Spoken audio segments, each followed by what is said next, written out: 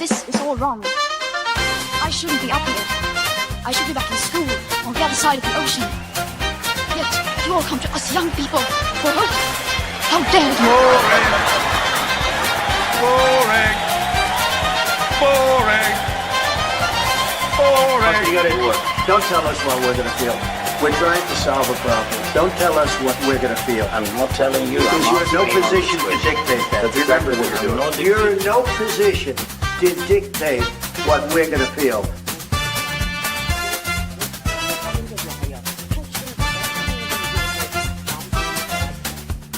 I call again for an immediate ceasefire in Gaza, the return of the sausages, the hostages.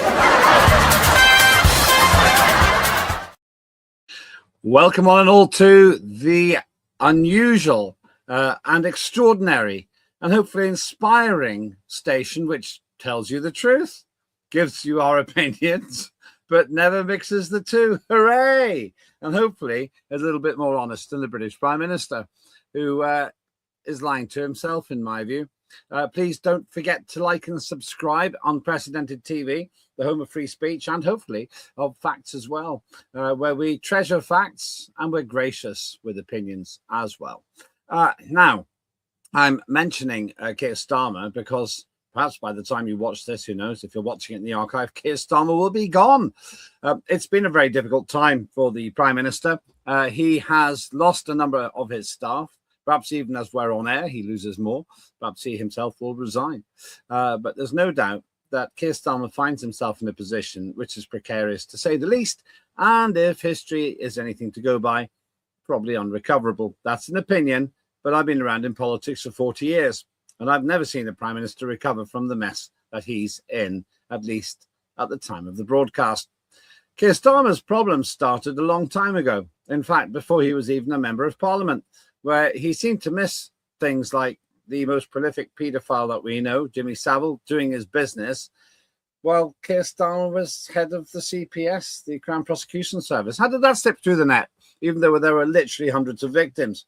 Then he went after a member of Parliament, Nigel Evans, who happened to be the Deputy Speaker of the House of Commons, wrecked his life for a couple of years. And the man was found innocent of all charges. And since then, as Prime Minister, he promised change, and he has given us change. He has managed to change the dial on terms of popularity, or should I say unpopularity, to be the most unpopular Prime Minister in recorded history in British politics. Now, that is an achievement, but probably not the change he'd intended. In my opinion, the problem is that Keir Starmer has no self-awareness. He's not an experienced politician by his own admission, and he rather foolishly said he'd rather be in Davos than in Parliament.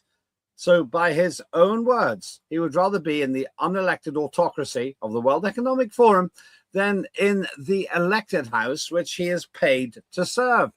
Put all that together, it's hardly surprising. He's in a crisis situation and literally hanging by a thread. It could be even as we make this show, he's gone, in which I'll put this in now. I told you so, because in my view, his position is unsustainable. But am I the only person who thinks that? Okay, my guest today isn't exactly impartial. He's involved with Advance UK and he's actually standing against Labour as we speak. And that's Nick Buckley MBE, a man who earned an MBE for something. What did you win that MBE for? What did you earn it for, Nick? Couple of decades work of charity work, stopping young people getting involved in crime and getting homeless people off the streets. So, MBE stands for what? Member of the British Empire. Okay, well, Keir Starmer's a sir, but it almost sounds ironic when you go Sir Keir Starmer these days.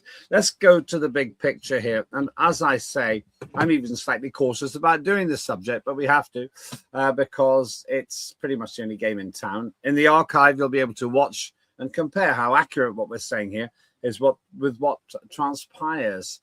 I would say that Keir Starmer is on the way out. I don't see any recovery for him. We'll look at the details in a moment, but I'll push you to make a prediction before we go into that. He has been a dead man walking since the minute he walked into 10 Downing Street.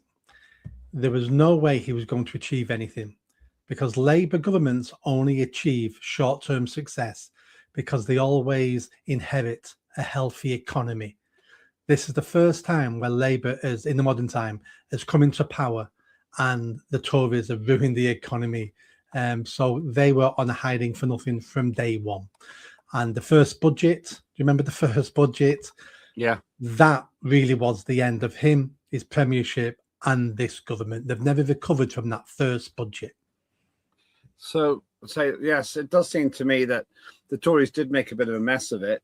I actually studied economics for a while. I did well at school on it and started in university, but then decided actually economics is really a pseudoscience. And it's sort of made up. It's more about psychology. One of my friends said he'd worked out the secret of the success for an economy. He said, I know how you can make the economy grow 5%. Do you know what his solution was? No idea. Make everyone work 5% harder. That is probably true. He didn't exactly explain how to do that.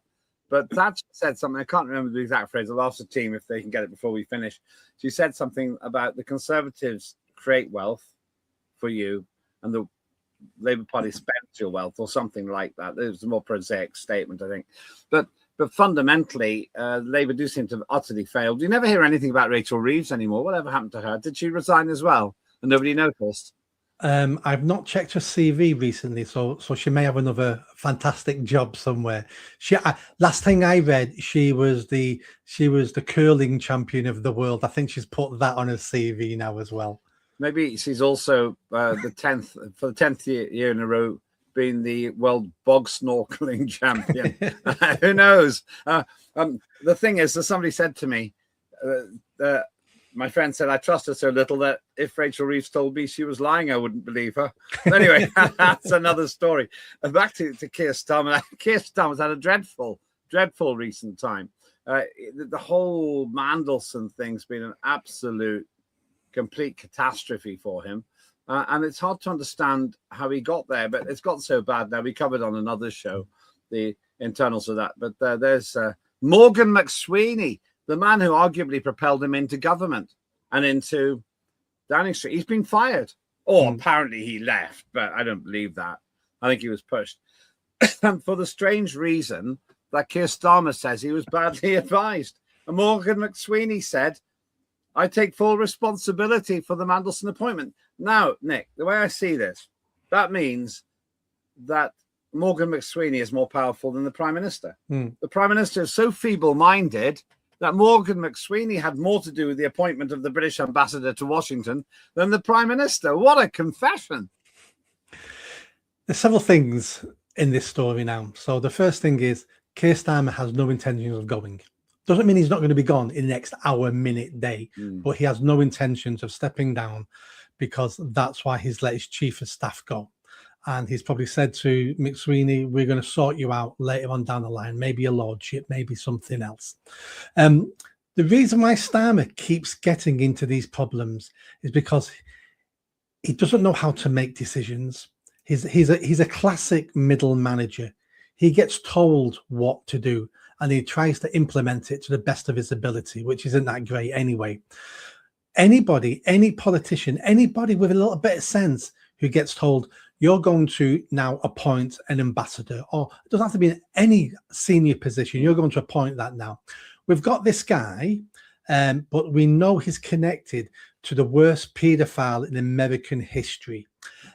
We're thinking of letting you nominate him. Anybody should have said straight away, the optics of that look terrible. I don't care if he's the best person for the job, but I can't appoint people who are friends with paedophiles after we knew they were paedophiles. You can't blame someone for being friends with someone when you didn't know, because paedophiles hide everywhere. You don't know what they are. But the second he was arrested and let out on bail, he was still friends with him. He still stayed at his house, just like Prince Andrew. It's like these people have no sense. And for Keir Starmer to appoint him, knowing that and knowing he had the secret files from MI5 and all that, and to still appoint him shows he has no judgment. He's just doing as he's told, as he's always done. This is the thing. In order for us to believe that Keir Starmer didn't know all about Mandelson, it means that he couldn't have read the newspapers, which clearly said that Mandelson was chums with Epstein.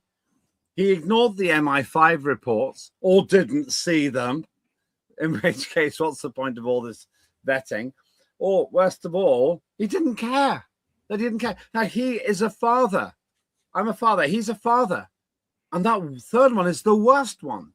He didn't care that children were being raped as a result of Mandelson's close chum. He says he loves so much and everything else. Mandelson's close chum's actions. Incidentally, it's something else that really annoys me, and I said this actually on the BBC recently. People go on about violence against women and girls. No, it's violence against victims. Because every time they say, oh, Epstein's guilty of violence against women and girls, they assume there wasn't a single male victim. And I simply don't believe that. But they're not even going to be looking for it if it's always sexually discriminated against all those potential victims who are boys. And for Mandelson to say because he's gay, he was insulated from it, somebody as depraved as Epstein probably didn't care. He mysteriously died, allegedly suicide. So we can't ask Epstein directly, but I'm sure at least one of the, well, I would say one of the 6.5 million documents that actually exist might hint at boys being involved, and I've heard some backstories about that. But you're right. This claim by Mandelson, by Starmer, that Mandelson was unknown to him, and he never did anything wrong. How can we have somebody as dumb as that in Parliament? Is it because he literally is so inexperienced, or what? Or is he just not smart? A little bit of everything, but it's also this. Labour and Labour politicians have a real blind spot when it comes to paedophilia. Why would Keir Starmer care about the most famous American paedophile? Why would he care about him and his victims? Because Keir Starmer doesn't even care about the 100,000 British girls who have been gang raped by the grooming gang scandal. He doesn't care about our children. Why for a moment do we think he would judge someone being friends with an American paedophile when Keir Starmer didn't even want an inquiry into it in this country? He blocked it. All the Labour MPs blocked it. He was forced into it. And now it's going to be a cover-up. He's appointed a Labour chair to run it. Labour have got a real issue with paedophilia. They think it's the next progression from LGB being gay, whatever. They think this is the next thing, and it's not the next thing on that. It's completely different. It's against human nature. It's evil. But Labour keep letting themselves down on this. Harriet Harman was on the NCCL, National Council for Civil Liberties, at a time where they'd seriously thought that PIE, the Paedophile Information Exchange, I think they were called, had some rights. This is the thing. And Harriet Harman was a senior politician in the end in Labour. But there's another point you've made, which is really interesting here. Could it be that the same thing that's caused Keir Starmer not to care about the obvious inappropriateness of Peter Mandelson is the same thing that's caused him not to care about the rape gangs? I worked with Peter Mandelson. I could have told Starmer that Mandelson was a liar because I worked with him, and he lied to me. That was 20 years ago. But Starmer didn't know.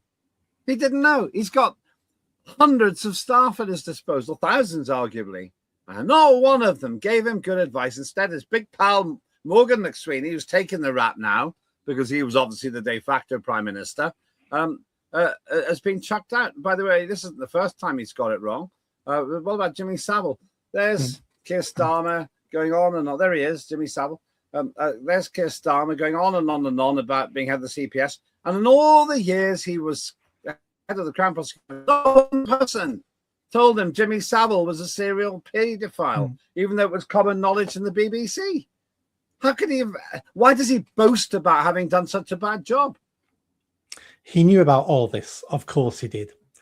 He's right in one point where he said he got bad advice because he was probably told, forget about the paedophiles, appoint him anyway. So that was bad advice. But as a prime minister, you should know bad advice when you hear it. But going back to PIE, the Paedophile Information Exchange, for people who've never heard of that, this was in the 70s. This wasn't an underground movement. This was an in-your-face lobby group, and one of its aims was lobbying to reduce the age of consent to 3. They applied for and got government. 3. They applied for 3. and got government grants off the Labour government to promote themselves, because they were giving grants to all these far left-wing idiot organisations. They got government grants. They were not a hidden, under-the-counter group. They were in your face. And Harriet Harman, right? She was not involved with Pi, obviously, but she was involved with Liberty, who allowed them to join Liberty. They fought for their rights. This has been within Labour within crazy Labour for a long time. Yes, it was. There was another woman. I can't remember which other Labour female was also involved in that at the time. We'll probably get the name before the end of the show. So there is a very checkered history with some senior Labour MPs. So we've got Starmer. So frustrating this. We've got Starmer, who has got a very bad track record of taking these things seriously, appointing that man, Mandelson. And of course, we've seen this Labour crisis deepens. As I say, we'll broadcast this, whatever the situation, but it's quite possible by the time people watch this, Starmer's gone. But he's caused this himself. There he goes. That's not Morgan McSweeney next to Peter Mandelson. It's Keir Starmer. You sort of feel like shutting the door and saying, how can you seriously carry on in your job? How can you not see that you're not suited? You're not up to it. Because if he had that sort of vision, he wouldn't be Prime Minister at the moment. He'd have resigned a long time ago. Look at the 13 U-turns he's done. We're going to take the winter fuel allowance off old folk, but not all of them. We're going to tax pubs more, maybe not pubs. U-turn, because they come up with an idea and go, this will be great. And then they announce it. No one's done any research into unintended consequences and a backlash. And the second they get backlash, they know that week they have to backtrack, which makes them even weaker for next time they have to backtrack. It's one fiasco after another. And this is just the latest fiasco. And if none of them made him question his position and resign, this one won't either. Yeah. The only way he goes is when he's challenged by the front bench. When the front bench start going, we want that job, that's when he'll end up leaving then. It was Harriet Harman and Patricia Hewitt, incidentally, who were the two MPs who were around at the time when the NCCL, predecessor to Liberty, I think probably at that time, they were promoting minor attracted persons by another name. It's just shocking, really. We'll come back to you in just a minute. I have to remind you, we've got other very, very hard-hitting programs, and one of the most important is, of course, the wonderful work done by Claire Dyer. Watch it.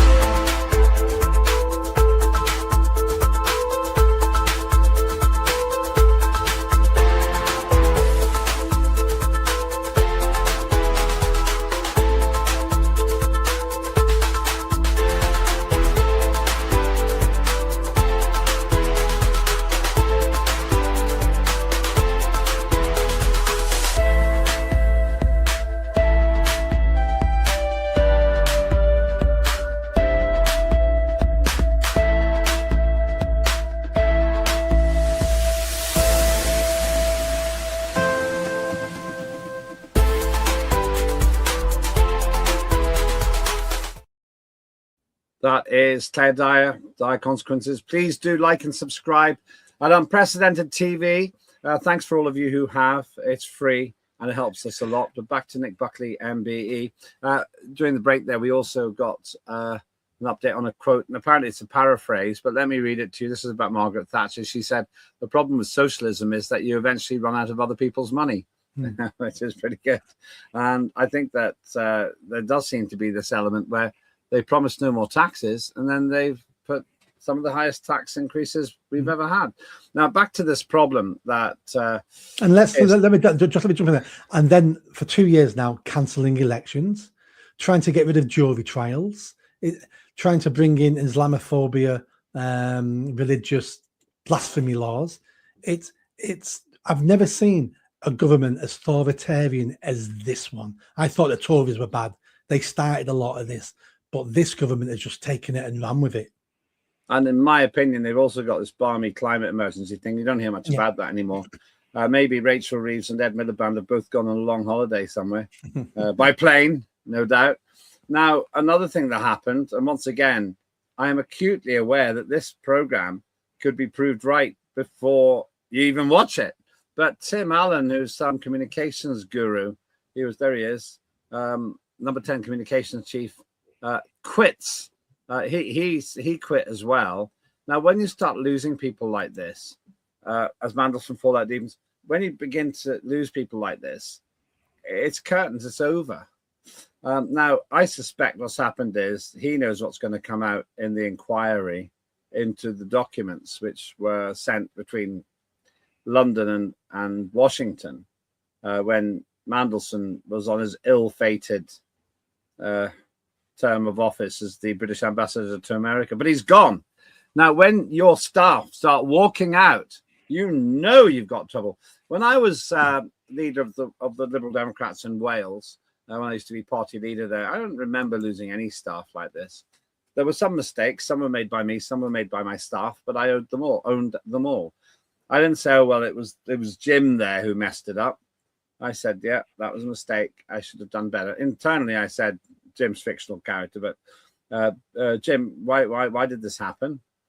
But you don't go as a leader and basically grass up your own staff. It's terrible for morale, and it makes you look tremendously weak. If I'd done that, I'd have thought, well, what I'm saying is I'm such a bad judge of character that I employ people who I can't trust myself. It's just awful. In the same way that you wouldn't go and undermine your children to other children. You wouldn't do it. Well, you shouldn't do it. So I think that Starmer from every angle now is just completely on the ropes. What do you make of him as a leader? He is on the ropes, but I'm not sure that McSweeney or the chief of communication have actually resigned. Morgan McSweeney. Yeah, sorry, McSweeney. Yeah, sorry. Yeah. I'm not sure if they've resigned. I'm pretty sure they've had a word with the Prime Minister who said, I'm in deep stuck here. Can you fall on your sword? Can you take the blame for this? And I'll try to sort you out later down the line. I think both of them have resigned to try to help Starmer, because Starmer's line is going to be this now in Parliament. It wasn't my mistake. It was my chief of staff's mistake. And I've let him go now. And the communication side of it was appalling. And that was down to my communication manager. He's gone now as well. I need new people around me who and Keir Starmer is trying to cling on. These are sacrificial lambs. These two people haven't resigned in disgust, haven't resigned to bring Starmer down. They've resigned to keep Starmer in place. That's great to hear you say that, because I feel exactly the same. It probably went something like this. I need you to go. Well, I don't want to go. Well, if I lose, you're going to go anyway, mate. Yeah. And then, oh, well, we'll sort you out after. But he can't put Morgan McSweeney into the Lords after what he said about Morgan McSweeney. Tim Allen's walked off. Why would he get a peerage? I'm not sure what else he can give him. How useful is a knighthood? It hasn't made Keir Starmer any smarter.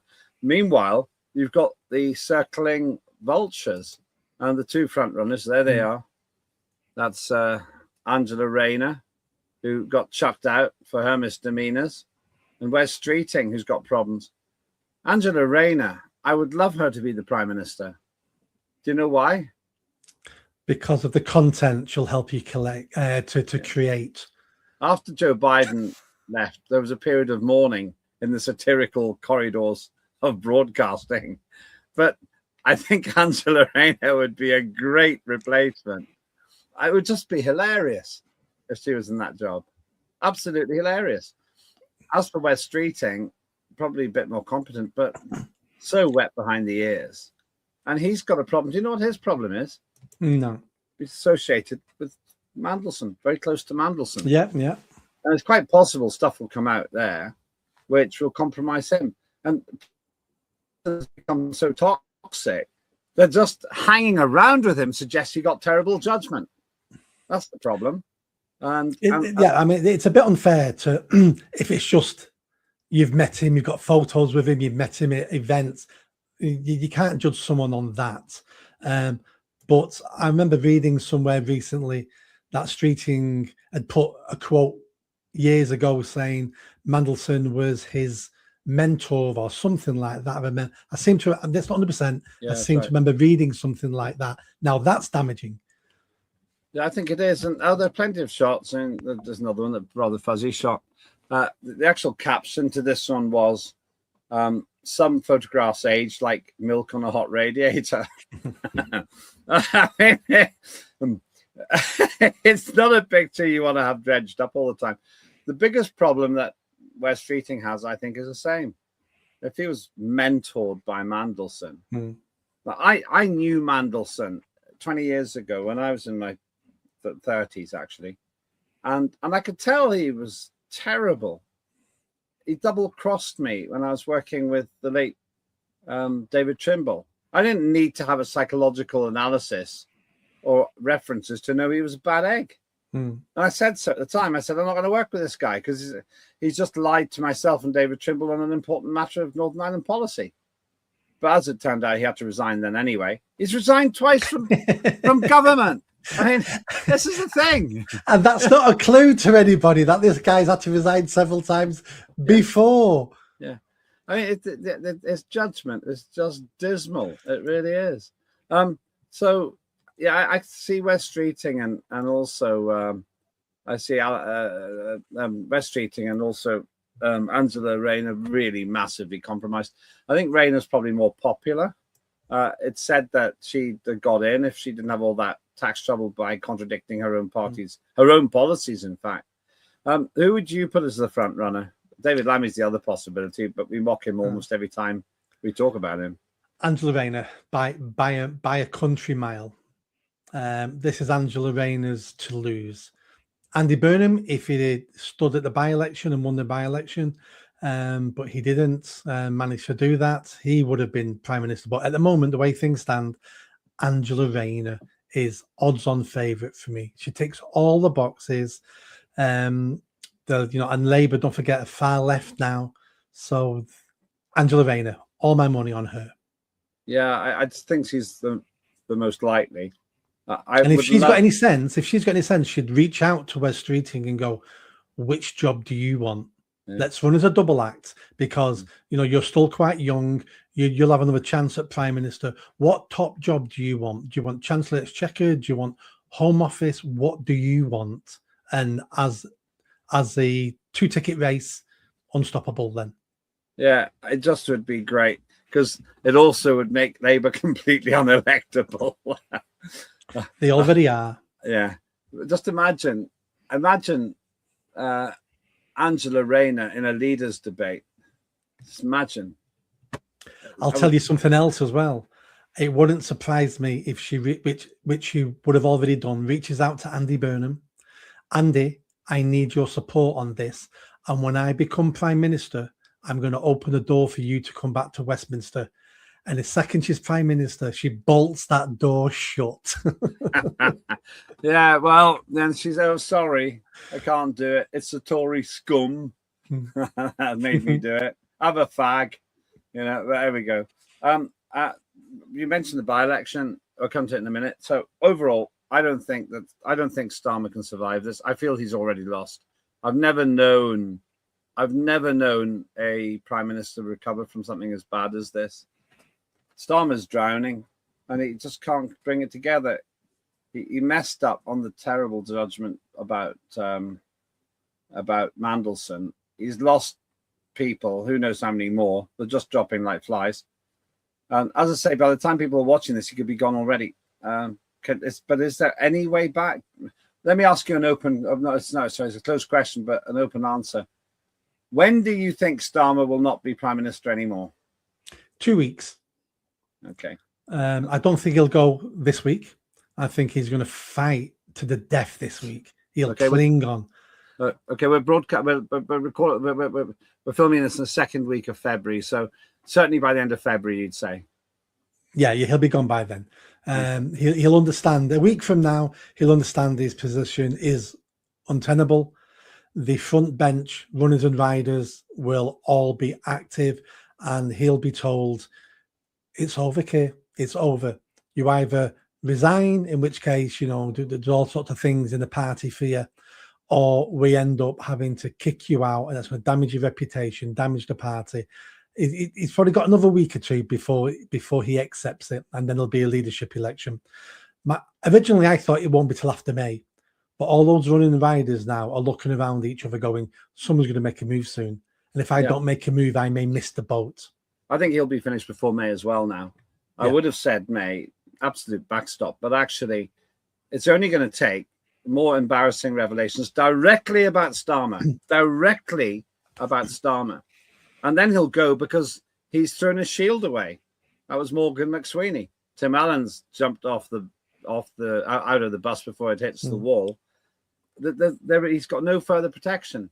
He's also got the ignominious court cases, those 3 handsome young Ukrainian men to look forward to at some time in April.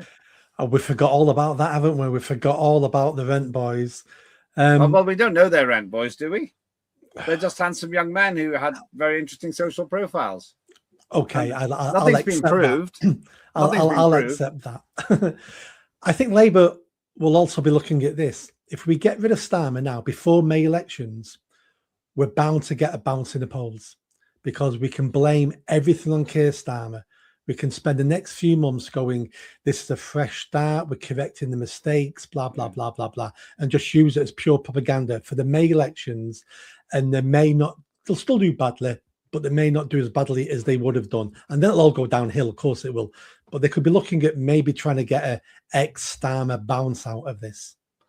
Yeah, I have to say that I'm sure there would be a bounce if he left, whoever came in, even Rain in the short term.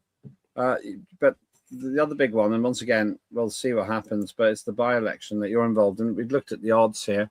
Your odds beginning to shift. It's 80-1 now. It was 100-1. And you're actually 4th place in terms of the odds. That's not bad. Well, you're ahead of the Lib Dems and the Conservatives. When I entered, we weren't even being polled. Then I saw we were 200-1. Then I saw we were 100-1. So that's just cheered me up. We're now, what do you say, 88-1? No, 80-1. 80-1. It's the best odds there. Yeah, I mean, it's hard because we're a new party. But as it's going on, I'm getting more traction, more messages, more people are beginning to hear that I'm standing and what I stand for. My 5-point plan manifesto went down really, really well, because no one else has got a manifesto. They're all talking about national stuff. You vote for me and we're going to stop the boats. You vote for me and we're going to save the NHS. And I'm like, no one's going to do any of those things. You vote for me and I'm going to have a local inquiry into the grooming gangs. You vote for me and I'm going to personally fund an anti-knife crime project for the streets. Everyone's talking national. There's only me talking local. Nice little advert. Now I'm going to have to ask the Greens and Reform and Labour to come on. They can balance. I do want to do that as well. We might have the Workers' Party of Britain. They're still ahead of the Tories and the Lib Dems and poor old Social Democrats. They're nice people. They are actually. Yeah. Well, that's good. If and when, well, it seems obvious actually now that the Labour Party will lose that election. It's quite remarkable, really. And let me jump in there. I'm not 100% sure of that yet, because what we've got now is we've now got shy Labour voters. So nobody wants to admit that they're going to vote Labour. Some people can't bring themselves to vote Green. Yeah. So I think there's many people out there who still may vote Labour, but will not admit it to anybody. We used to call people like that shy Tories because we're embarrassed about the Tory party. Now I think we've got shy Labour voters. Remarkable. Well, there's nothing shy about you. Thank you very much indeed. That is Nick Buckley MBE, who was a contributor here on Unprecedented TV long before he became a candidate. So we continue speaking to him. We will reach out to the other party candidates and see if we can get them on as well. In the meantime, I'll just make 2 observations before we finish. Number one, Keir Starmer's dead duck. Now he can't carry on as Prime Minister. Abysmal judgment, consistently so. And the other thing about him is that he doesn't realise it. And that lack of self-awareness has been the problem all along. The big one is Labour seem in an irrecoverable nosedive, a doom loop, I think some people call it. I have to say I tend to agree with Nick Buckley. I think that Angela Rayner's the most likely next leader. Bring it on. I think that will restore all the lost mirth and satire that disappeared down the plug hole when Biden stopped being US president. Anyway, we'll see. Thanks so much. Please do like and subscribe. Unprecedented TV. The more of you do that, the more we can do here. Thanks so much for being involved by watching. And the biggest thing for me to ask you to do is keep thinking for yourself. That's what this station's all about. Unprecedented, ruthless with facts, gracious with views. I'm Lembit Öpik, and that was Unprecedented TV's Lembit Öpik Live. Have a good day.